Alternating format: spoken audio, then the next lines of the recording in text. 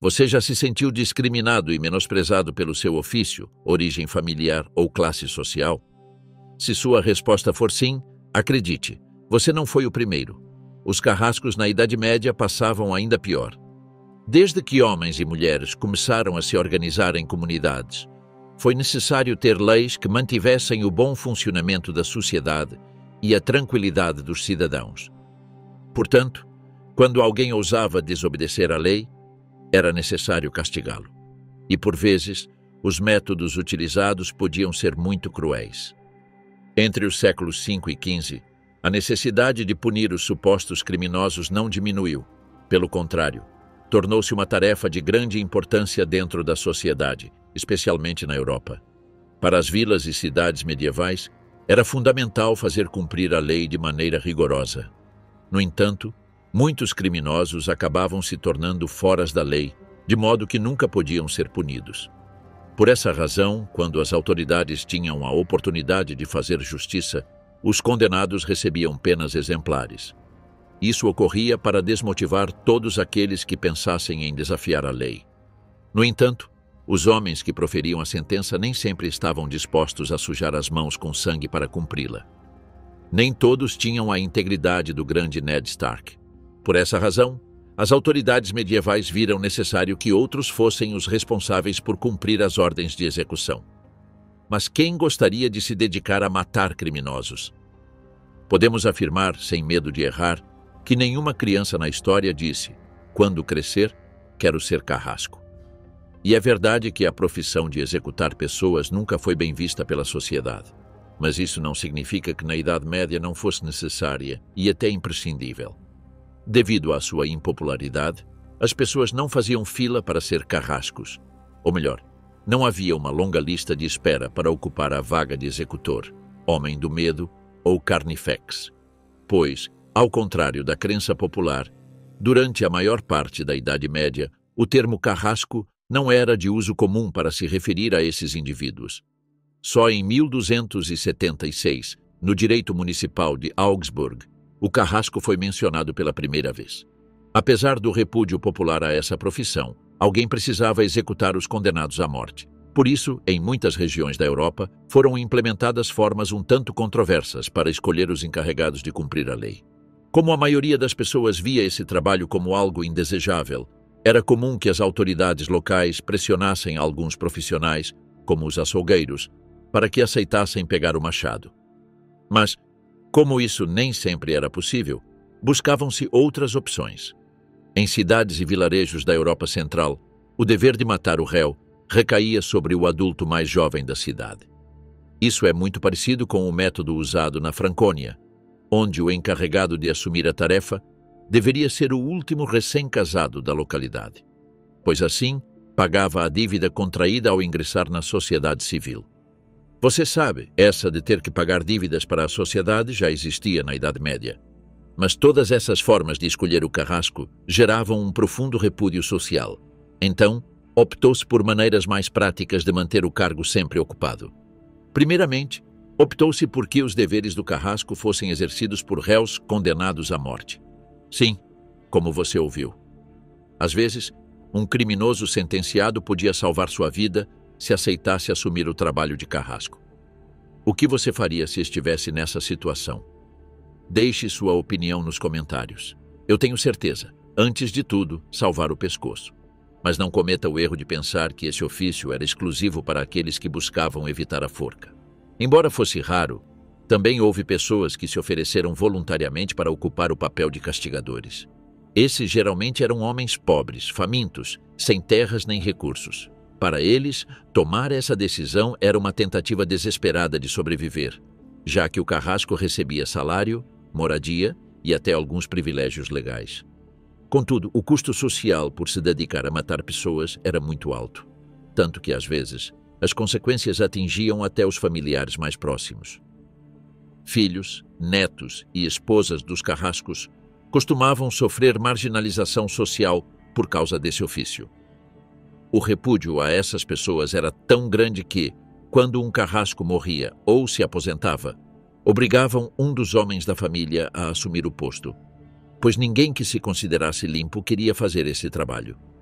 Mas esse é apenas um dos muitos exemplos das maneiras como os carrascos eram discriminados e marginalizados dentro da sociedade. E é que, durante a Idade Média Europeia, a Igreja Católica alcançou um grande nível de influência na vida política e espiritual das pessoas. E para o cristianismo, qualquer forma de assassinato era mal vista, mesmo que fosse para fazer cumprir a lei. Acreditava-se que aqueles que matavam os condenados ficavam manchados espiritualmente para sempre por derramar sangue. Inclusive, muitas das pessoas que se dedicavam a executar essas sentenças sofriam o repúdio institucional da Igreja, pois em vários lugares lhes era proibido ir à missa, entrar nos templos, comungar e até confessar-se. Por outro lado, a atitude do restante da sociedade para com os carrascos não era muito diferente da adotada pela Igreja. Eles eram obrigados a viver fora dos muros da cidade. Seus filhos raramente podiam casar-se com alguém de uma família que não fosse socialmente estigmatizada. Além disso, ficavam excluídos de muitos ofícios e guildas. E durante muito tempo esteve difundida a crença de que o carrasco tinha uma espécie de contágio da morte, ou que seu contato poderia causar todo tipo de males. O resto dos cidadãos não comia nem bebia perto dele, e as pessoas evitavam a todo custo tocá-lo ou serem tocadas por um castigador. Até mesmo quando um carrasco ia ao mercado comprar alimentos, não podia tocar em nada com a mão, mas devia apontar com uma vara aquilo que queria comprar. A mão do carrasco era a responsável por dar a morte e riscar os brasões nobiliárquicos dos cavaleiros que traíam seu senhor. Portanto, ninguém queria que seus pertences entrassem em contato com essa mão mortal. Na Idade Média, a justiça rapidamente foi associada à brutalidade. E ao encarnar a violência institucional, o carrasco era vítima de muitos preconceitos, e ao seu redor criava-se uma lenda quase fantástica. Em muitas vilas da Europa, as pessoas acreditavam que a sombra do carrasco podia andar sozinha. Começaram a ser vistos como sádicos adoradores da morte. Todas as razões anteriores fizeram com que, no século XVII, na Inglaterra, os carrascos começassem a usar uma máscara ou capuz, com o objetivo de preservar seu anonimato. Embora tenha se espalhado o mito de que a máscara tinha a finalidade de causar medo e provocar mais temor nas pessoas, a verdade é que essa peça de roupa permitia ao carrasco viver uma vida comum como qualquer outro cidadão. Mas embora o capuz seja talvez o elemento mais distintivo dos carrascos na cultura popular, não era a única peça de roupa em seu traje. Embora não existisse um uniforme padronizado, em muitas regiões da Europa, eram entregues aos carrascos roupas específicas para distingui-los do restante da cidadania. Em geral, essas vestimentas costumavam ser de cores como vermelho, preto e amarelo, pois representavam conceitos como sangue, justiça, morte, autoridade e desonra. Além disso, era imprescindível o uso de luvas de couro grosso. Isso oferecia proteção ao responsável pela execução, pois evitava o contato com o sangue e os fluidos do condenado. E, ao mesmo tempo, evitava que se contaminasse espiritualmente aos olhos do público que assistia às execuções. Porque o importante não é não se contaminar, e sim que as pessoas acreditem que você não o fez. Em algumas cidades do Sacro Império Romano Germânico, os carrascos portavam um emblema municipal ou uma vara como símbolo de autoridade. Esta era concedida pelo conselho da cidade. As próprias autoridades ofereciam, nos dias de execuções importantes, roupas novas ou cerimoniais como um chapéu de aba larga, botas altas e até uma capa. Essa vestimenta transformava o carrasco numa versão medieval do Undertaker. Porque uma execução era um espetáculo, como o wrestling americano. No entanto, todo executor que se prezasse deveria sempre carregar seu bate-cinto, onde guardava suas ferramentas de trabalho mais úteis, como facas, cordas ou pinças. E é que um punidor não se dedicava apenas a matar os condenados, mas também ser torturador era uma de suas muitas funções. Um bom carrasco medieval não era apenas um assassino, suas responsabilidades judiciais abrangiam uma ampla variedade de tarefas. Sim, seu dever mais conhecido, e pelo qual adquiriram mais fama, era a execução de prisioneiros. Mas matar um condenado não era uma tarefa tão simples como podemos pensar. Executar uma pessoa na Idade Média Era um verdadeiro ritual. E o trabalho do carrasco começava na procissão, caminhando à frente ou ao lado do condenado. Uma vez no local da execução, ele devia garantir que seus assistentes ou discípulos tivessem preparado tudo o necessário para realizar o show. Digo, o castigo, sem contratempos. Obviamente, isso variava de acordo com o tipo de execução a ser aplicada ao réu. Assim, o carrasco devia inspecionar as cordas, machados ou as brasas. Isso era muito importante, pois era seu dever garantir que a execução fosse limpa, rápida e o mais controlada possível. As consequências de uma execução mal sucedida podiam ser graves, indo desde a humilhação pública e retenção de salários até a demissão. Antes de começar, o carrasco podia mostrar ao público seus instrumentos de trabalho, e durante todo o tempo da execução, devia manter uma atitude calma e solene, como se fosse um funcionário sagrado da punição. Se a sentença era por decapitação, ao final ele mostrava a cabeça aos presentes para confirmar a morte. Depois, era sua responsabilidade recolher e limpar toda a sujeira e os instrumentos. Além disso, os carrascos costumavam se especializar em provocar sofrimento antes da morte, como podia ser a roda, o esquartejamento ou a prensa, só para mencionar alguns. E quando o crime cometido não era digno de um castigo tão severo, o próprio carrasco era encarregado de aplicar penas como mutilações, marcar com ferro em brasa, chicotear publicamente o condenado ou arrastá-lo pela cidade. Isso devia ser feito com muita precisão e cuidado, pois o réu não podia morrer. E como conseguiam isso? A resposta é simples: estudando muito. Embora não existisse um mestrado em tortura e execuções, nem uma formação profissional para ser esquartejador de pessoas, os carrascos costumavam ser pessoas preparadas e até cultas. Como dissemos antes, muitos aprendiam o ofício desde muito jovens, ensinados por algum familiar. Aprendiam a usar ferramentas como pinças e facas, praticavam com o machado decapitando animais como cães, e muitos tinham profundos conhecimentos de anatomia humana. Tudo isso lhes permitia ser muito bons em seu trabalho. Com um amplo conhecimento do corpo humano para os padrões da Idade Média, os carrascos não apenas matavam, como também auxiliavam em interrogatórios aplicando diversos métodos de tortura. Isso era feito por ordem de um juiz, jamais por conta própria, e em todo momento deviam manter o torturado vivo e consciente. E é que os carrascos eram verdadeiros especialistas em dosar a dor de suas vítimas para evitar mortes acidentais por choque ou alguma outra complicação. Mas seu papel na justiça medieval não parava por aí. Em muitos povoados europeus, o carrasco podia ser o responsável por anunciar sentenças e atuar como carcereiro dos prisioneiros. Ao mesmo tempo, podia atuar como árbitro em duelos judiciais. E em algumas ocasiões até exercia como legista, pois muitas vezes era chamado para inspecionar corpos afogados ou suicidas, sendo sua avaliação imprescindível para declarar se o falecido era apto a receber sepultura cristã. Isso só era feito por aqueles com maior experiência, cujo conhecimento, adquirido por meio do trabalho contínuo com cadáveres, lhes dava uma alta capacidade de avaliar possíveis causas de morte. Não esqueçamos que, ao final de uma execução, era o próprio carrasco o encarregado de levar o corpo para enterrá-lo ou expô-lo publicamente conforme fosse ordenado.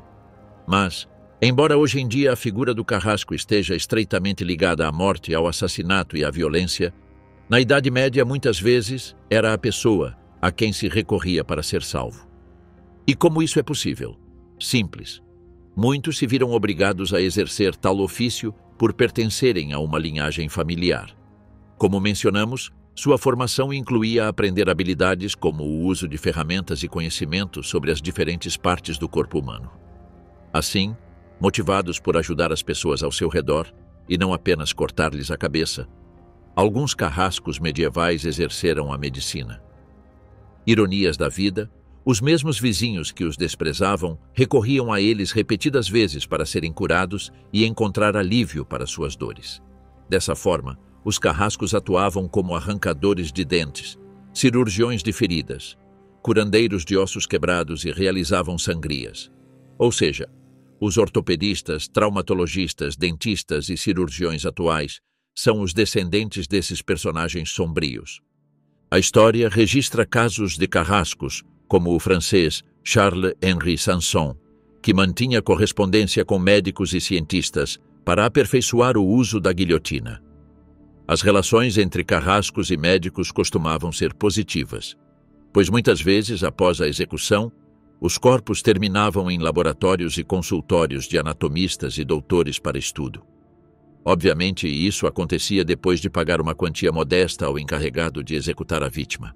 Aliás, Charles-Henri Sanson poderia ser considerado o carrasco das celebridades francesas, pois foi o responsável por decapitar figuras como Robespierre, Maria Antonieta e Luís XVI. Mas, apesar do estreito vínculo entre médicos e punidores, e de que esses últimos atuassem como curandeiros em muitos lugares, houve carrascos que desejaram abandonar sua profissão e restaurar a honra de sua família. Esse é o caso de Franz Schmidt, que durante o século XVI atuou como executor na cidade alemã de Nuremberg. Franz havia herdado o ofício por tradição familiar, mas sempre sentiu uma profunda contradição entre seu cargo e a vocação de sua alma.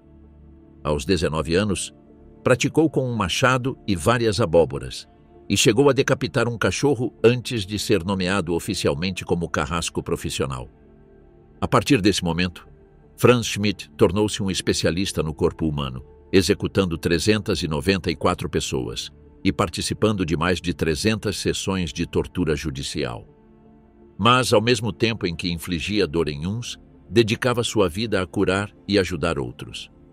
Em sua cidade, não era apenas um carrasco temido, mas também um cirurgião respeitado.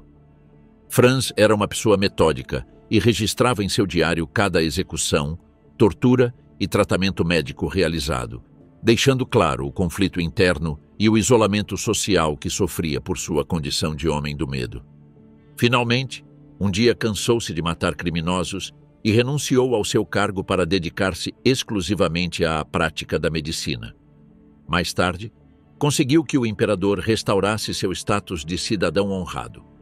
Assim, Franz Schmidt pôs fim a décadas de desonra familiar e impediu que seus filhos herdassem o machado, permitindo que seguissem a medicina como ele. A pressão social e psicológica que os carrascos enfrentavam era enorme.